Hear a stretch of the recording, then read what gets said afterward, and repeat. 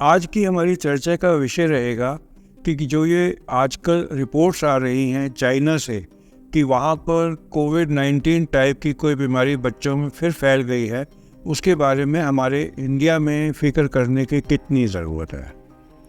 दोस्तों, अभी तो हम कोविड-19 के प्रकोप से, एपिडेमिक से निकले हैं। फिर ये अभी सर्दियों का मौसम शुरू हो गया है, जो इन्फ्लुएंजा का मौसम होता है, और एक अधिकतर पॉपुलेशन कोविड-19 से ग्रसित रह चुकी है और वैक्सीन ले चुकी है। उससे हमारा इम्यून स्टेटस कोविड-19 होने के पहले से फ़र्क आ चुका है। तो इस टाइम अगर हमें फिर किसी टाइप का निमोनिया होता है तो उससे हमारी सेहत पे क्या असर होगा, इसके बारे में मैं आपसे बात करना चाहता हूँ। मैंने अभी 2 दिन पहले भी एक वीडियो बनाया था और वो आज के संदर्भ में भी बहुत ज़रूरी है, क्योंकि चाइना में नवंबर में इसी महीने उन्होंने अपनी एक गाइडलाइंस जारी की अपने सिटीजन्स के लिए कि वहाँ पर निमोनिया बच्चों में स्पेशली बहुत तेज़ी से फैला है। जो वहाँ की फ़ोटोग्राफ्स सोशल मीडिया पे मिल रही हैं, उसमें छोटे बच्चे मास्क में हैं, पेरेंट्स मास्क में हैं, और ये रिपोर्ट्स आई कि बीजिंग में और बीजिंग से 800 किलोमीटर नॉर्दर्न हिल साइड पर नॉर्दर्न चाइना में हॉस्पिटल्स ऑलमोस्ट फुल हो गए हैं एक बीमारी से, जिसको वो मिस्टीरियस या रहस्यमय बीमारी कह रहे हैं, जो बच्चों में फैल रही है। इस बीमारी में बुखार होता है, खांसी बहुत नहीं होती, लंग्स में निमोनिया के पैचेज आ जाते हैं। तो इसके बारे में कि ये कौन सी बीमारी है, जो गाइडलाइंस उन्होंने जारी की और जो नोटिफिकेशन दिया चाइनीज़ अथॉरिटीज़ ने, उन्होंने कहा ये मिक्स्ड इन्फेक्शन है, जिसमें रेस्पिरेटरी सिंसिशियल वायरस है, इन्फ्लुएंजा लाइक इलनेस है, माइकोप्लाज्मा निमोनिया है, जो एक किस्म का इन्फेक्शन होता है लंग्स का, और इन सब के मिक्स पिक्चर से निमोनिया आ रहा है। लेकिन बिल्कुल इसी तरीके की बात आई थी कोविड से पहले, तो पूरी दुनिया इस बारे में थोड़ी सी अलर्ट हो गई है, और नोटिफिकेशन एक WHO ने भी जारी किया है कि दुनिया भर में जो देश हैं वो ध्यान रखें, और ये जानना हमारे लिए भी और ज़रूरी हो जाता है, बिकॉज इंडियन गवर्नमेंट ने भी एक प्रोएक्टिव मेजर लेते हुए सारे अपनी रिसर्च लेबॉर्ट्रीज और हॉस्पिटल्स में ये कहा है कि इस बारे में वो जागरूक रहें और देखें ये किस तरीके का इन्फेक्शन है। अब आज हमें बात करना चाहता था कि क्या इसका खतरा हमारे को भी है। पहली बात है कि किसी भी बात को लाइटली नहीं लेना चाहिए। मैंने जैसे शुरू में कहा कि हम सब का जो इम्यून स्टेटस है वो थोड़ा फ़र्क हो चुका है, क्योंकि कोविड किसी न किसी अमाउंट में हम सब के शरीर में 19 आया था और वो अपनी एंटीबॉडीज वगैरह दे चुका है। और जिनको कोविड नहीं भी हुआ था, अगर उसके बाद वैक्सीन ली गई है तो उससे भी हमारा इम्यून स्टेटस फ़र्क हो चुका है पहले के मुकाबले में, और मे भी हमारे को कोविड-19 वाले वेरिएंट का निमोनिया ना हो, लेकिन कुछ और हो सकता है। और दूसरी बात यह है कि ये जो सो कॉल्ड मिस्टीरियस सांस की बीमारी जो बच्चों में चाइना में देखने को मिल रही है, ये कौन सी है, ये जानना बहुत ज़रूरी है। और इसके लिए मैं सोचता हूँ ले पब्लिक को इस बात की समझ होनी चाहिए कि बैक्टीरियल इन्फेक्शन क्या होता है और वायरल इन्फेक्शन क्या होता है। क्योंकि जितने पेशेंट हमारे पास क्लिनिक में आते हैं वो कहते हैं डॉक्टर साहब ये वायरल है, और आप टेस्ट क्यों करा रहे हो, ये वायरल है, और वायरल में आप मुझे एक अच्छी सी एंटीबायोटिक दे दो।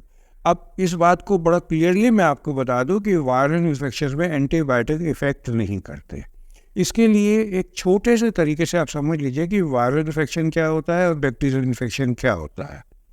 हमारे शरीर में बैक्टीरिया कमेंसल के तरीके से हमारे शरीर को हेल्प करने के लिए होते हैं, और हमारा वेट अगर 70 किलो है तो 2 किलो तो बैक्टीरिया का वेट होता है। ये वो बैक्टीरिया होते हैं जो हमारे शरीर के लिए अच्छे होते हैं। लेकिन कई बैक्टीरिया होते हैं जो पैथोजेंस होते हैं, जो हमारे शरीर को नुकसान पहुंचाते हैं, और ये बैक्टीरिया अगर हों तो इनको हमें ख़त्म करना पड़ता है। अगर ये लंग्स भी आ जाएं तो हम इनको बैक्टीरियल निमोनिया कहते हैं, और इसके लिए हमें एंटीबायोटिक देना पड़ता है। और एंटीबायोटिक वो होते हैं जो कि इन बैक्टीरिया को ख़त्म कर सके। अब बैक्टीरिया वो होते हैं सेल जो अपना जीवन बिना किसी शरीर के चला सकते हैं, बिना मानव शरीर के।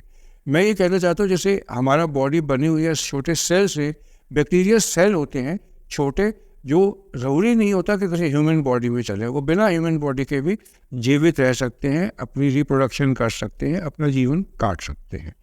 इन contrast to viruses reproductive cycle नहीं चला सकते, वो अपना जीवन ह्यूमन बॉडी के खिलाफ के बिना नहीं चला सकते। वायरसेस आप एक RNA या DNA का एक टुकड़ा समझ लो जो होता है, जो ग्रो करता है सिर्फ ह्यूमन बॉडी में एंटर करने के बाद, क्योंकि वो निर्जीव होता है बिना ह्यूमन बॉडी में एंटर किए, इसलिए एंटी वायरल ड्रग्स अभी तक नहीं बन पाए। सिवाय चिकन पॉक्स के आप कह लो या कुछ रियल वायरसेस कह लो जिसके लिए हमारे पास एंटीबायोटिक्स हैं, हर्पीज़ के लिए हमारे पास है, लेकिन रूटीन में एंटी वायरल ड्रग्स का अभी तक रिसर्च ही चल रही है, कोई अच्छा इलाज निकल नहीं पाया। आप इस तरह समझेंगे कि स्मॉल पॉक्स था, चिकन पॉक्स है, स्वाइन फ्लू है, कोविड था, HIV है, हमारे को hepatitis A, B, C, D, E ये जितने हैं ये सब वायरल इन्फेक्शन है, और एक बार अगर ये हो जाए तो ये अपना पूरा कोर्स लेके ठीक होते हैं और हम सिर्फ कॉम्प्लिकेशन का इलाज करते हैं और सपोर्टिव मेजरमेंट देते हैं। तो ये जो वायरस अभी आया है या बैक्टीरिया आया है जो चाइना में बच्चों के इन्फेक्शन में, वो क्या है इस पर डिपेंड करेगा कि हमें इसके बारे में कितना खतरा है। अगर ये एक और वायरस है जो कोविड-19 की तरह एक नया वायरस आया है जिसकी ससेप्टिबिलिटी सब बच्चों में, तब तो बहुत डेंजरस बात है, क्योंकि बच्चे सोशल डिस्टेंसिंग बड़ों की तरह नहीं रख सकते।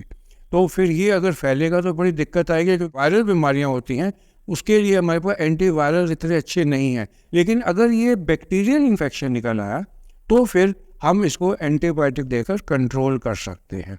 इसलिए अभी ये टू प्रीमेच्योर है ये कहना कि हमें इस न्यूज़ से कि चाइना में ये इन्फेक्शन जो बच्चों में फैल रहा है डेंजरस है कि नहीं, लेकिन ये बात ज़रूर है कि हमें इस पे जागरूक रहना है, देखना है कि वहाँ की अथॉरिटीज़ क्या डिक्लेयर करती हैं कि क्या कोई ये वायरस है या ये कोई बैक्टीरिया है, और उसके हिसाब से हमें एक इन्फॉर्म्ड डिसीजन लेना है।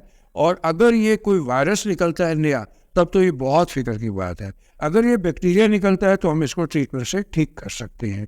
मेरा आज के लिए आपको बस इतना ही अपडेट देना था।